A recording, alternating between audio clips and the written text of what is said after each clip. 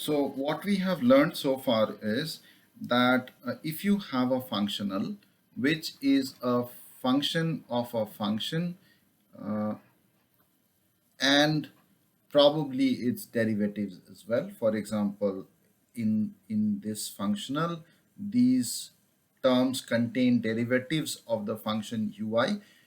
So it's a function of the function and its derivatives. If you have a functional of this sort, then by applying the Euler-Lagrange equation, which is equivalent to setting this equal to 0, the first variation of pi equal to 0, you get to a differential equation. And in this case, we were led to this differential equation, which we know as the Navier's equation of elasticity, by applying the um, Euler-Lagrange equation to the potential energy of the system. So here the differential equation, which is the Navier's equation, followed from a physical principle, which is the principle of minimum potential energy. So we actually knew the principle to start with. Now, in most cases, what we need to do is the reverse of what we have done. So what we generally have is a physical problem governed by a set of differential equations and essential and natural boundary conditions. So engineering problem is generally framed in terms of a differential equation and different kinds of boundary conditions. It can be a partial differential equation or a ordinary differential equation, and then the question arises as to whether I can take this differential equation and figure out what the pi corresponding to this equation would be. So can I take this differential equation and frame a functional in such a way that minimizing this functional is equivalent to solving the differential equations with these boundary conditions. So that is a more tricky question. Right now we have learned how to go from a variational statement to a differential equation using the Euler-Lagrange route. So this is well established now, but whether this route is possible or not is the question that we are going to ask, and we are more interested. It's a more scientifically relevant question, I think, for our purposes.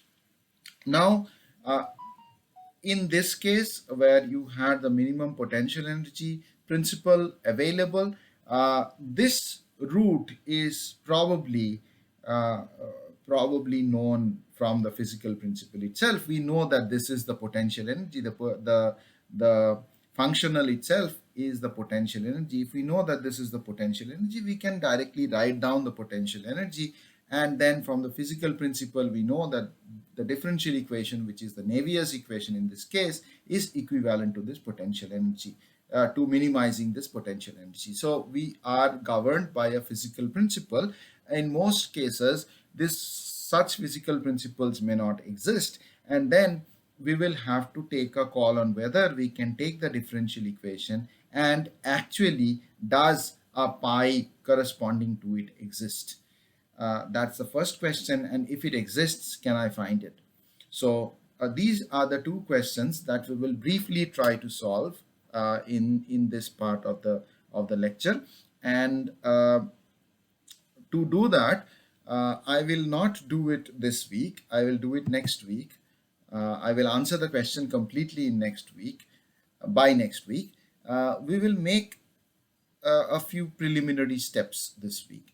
So the preliminary steps would be to understand functions of different kinds as being part of some kind of a vector space. So a little bit of mathematics, but the mathematics is actually not that difficult.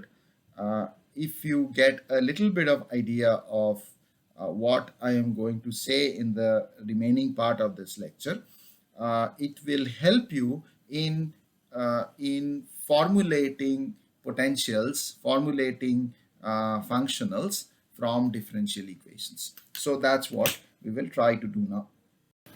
We have dealt with vector spaces before, and now we are going to concentrate on a set of vector spaces whose residents of the vector space or inhabitants of the vector space are functions of different kinds. So they are not really vectors in the way we understand, like vectors have components and so on, but these are functions of one or several variables.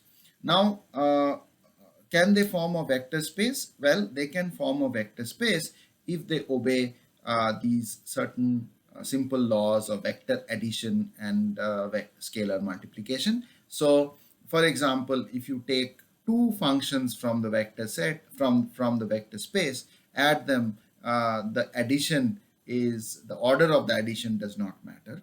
The added the after doing the addition, you get a vector which is also part of the same space. The addition is associative, and there exists a unique vector, a null vector, which when added to a vector u will give you u back. So this is like a zero vector. And then for every vector u, there exists a negative one, so that when you add them together, you get the null vector. So all these rules do not necessarily apply to vectors as we know them. They can also apply to other kinds of objects. And in this case, we are particularly interested in the fact that they can also apply to functions. Similarly, you have scalar multiplication. If you multiply a scalar by a vector by beta and by alpha, then it is same as multiplying it by alpha beta. Similarly, alpha plus beta times u is alpha u beta u. All these things, if and there's this identity vector, which when multiplied with another vector gives you the same vector back. And these simple rules, if some quantity obeys these simple rules, then they will form what is known as a linear vector space, and we will call that linear vector space V. Now, that I suggest that you go through these examples, these four examples, and try to figure out whether they obey all these laws or not, whether these examples obey all these laws or not. So we can have a set P of all polynomials of this form.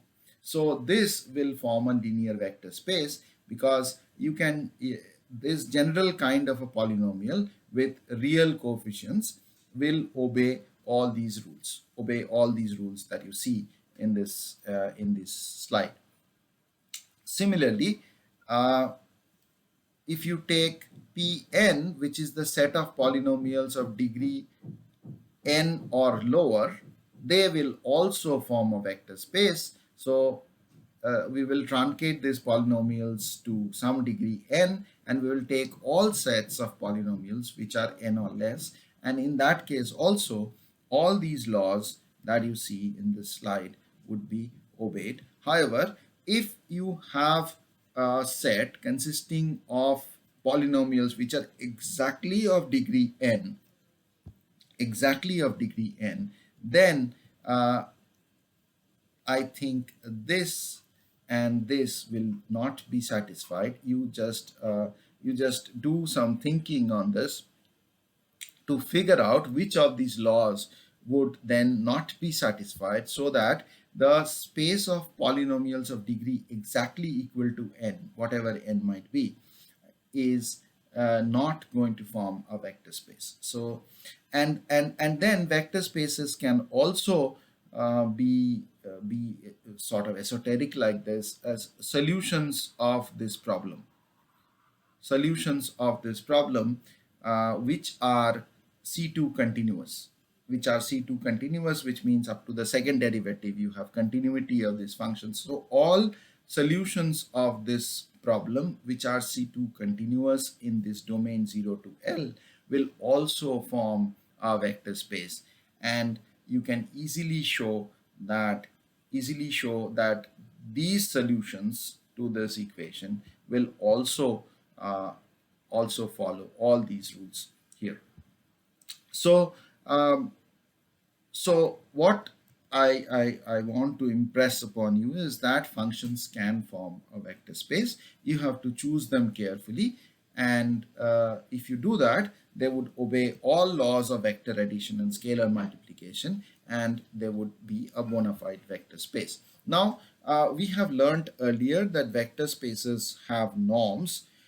In case of vectors, we have seen that vector spaces have norms, and so we can have normed vector spaces, which norms are things that tell you how big the vector is. It's an indication of the magnitude of the vector. In this case, when I say vector, they are actually functions of some special type, and these functions will also have norms, and these norms will allow you to find, say, the distance between two vectors.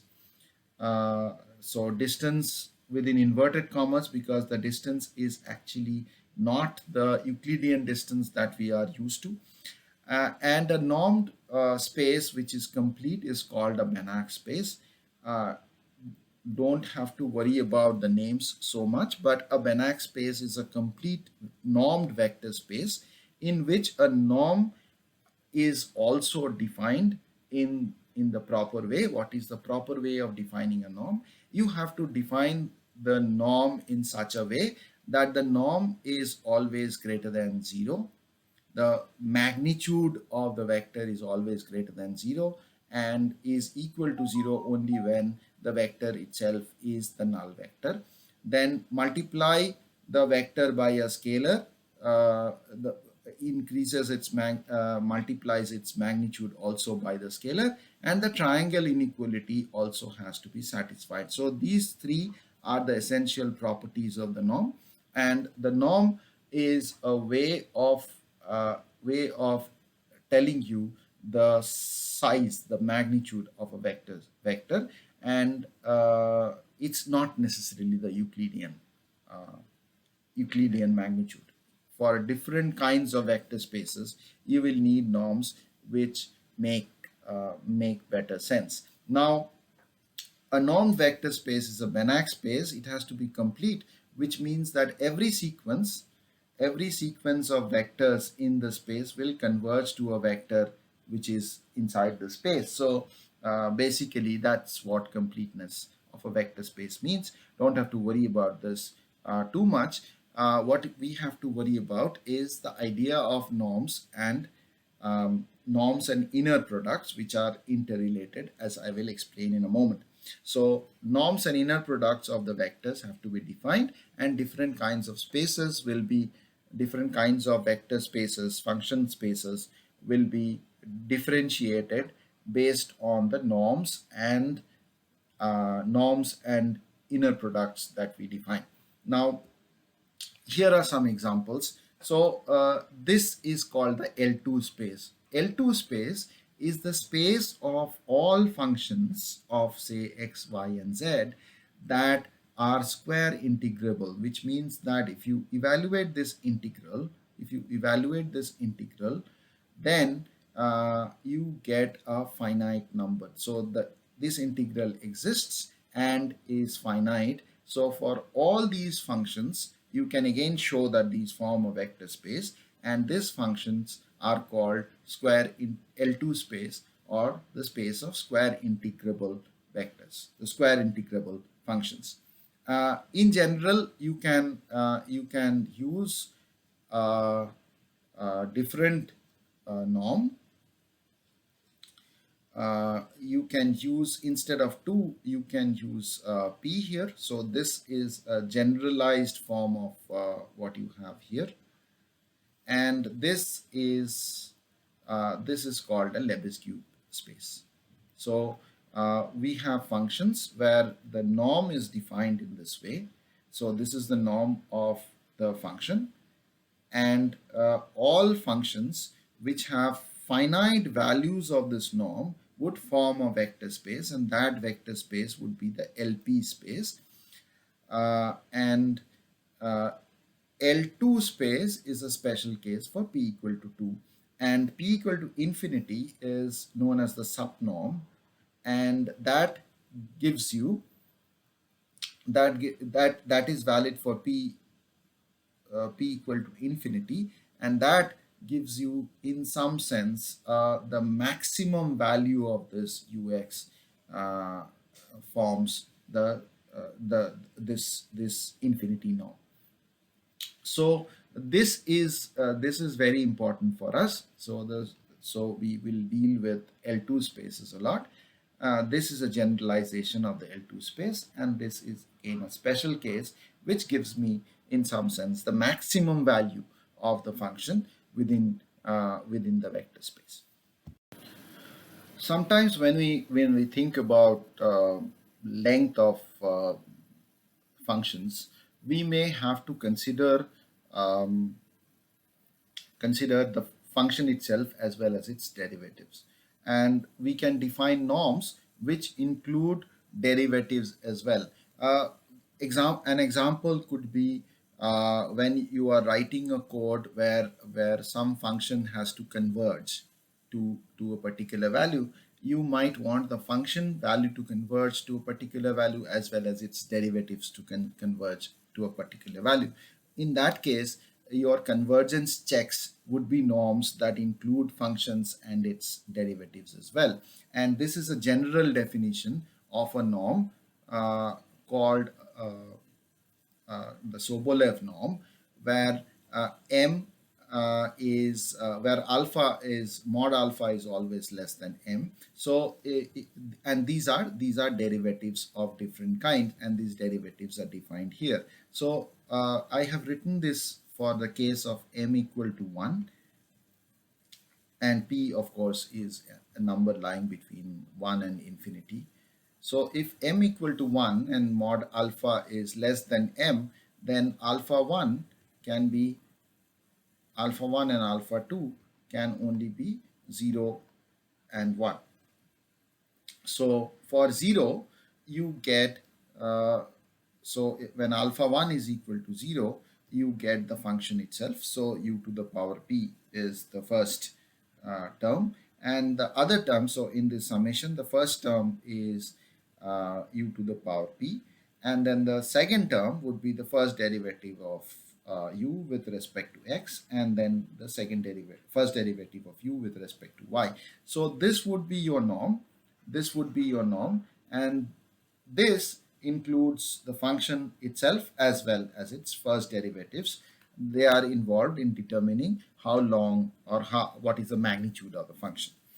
Okay, so this would be called the U1P norm. You can try out U2P, for example. It will contain more terms and would contain the second derivatives as well. And depending on your need, you will have to use different norms under different circumstances. Now, norms, as I said, are sort of are determined by the definition of the inner product, and the inner product for vector spaces which contain actual Euclidean vectors, the inner product is like the dot product.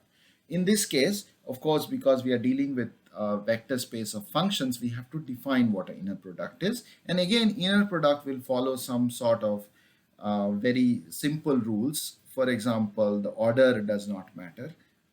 If you multiply 1 by alpha, it's like multiplying the inner product by alpha.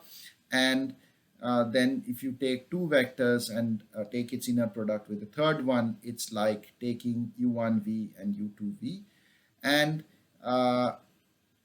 the inner product of the vector with itself is the square root of the norm that we have defined for that vector space. So inner products have to be defined so that they lead to the norm by this equation. So you have to define your inner product so that this equation for your vector space is always true. The inner product should be defined in such a way that your norm must be generated by them, and also two vectors will be thought of as orthogonal if their inner product is equal to 0. Now here again is example of an inner product. Here is a definition of an inner product, which again includes these derivatives.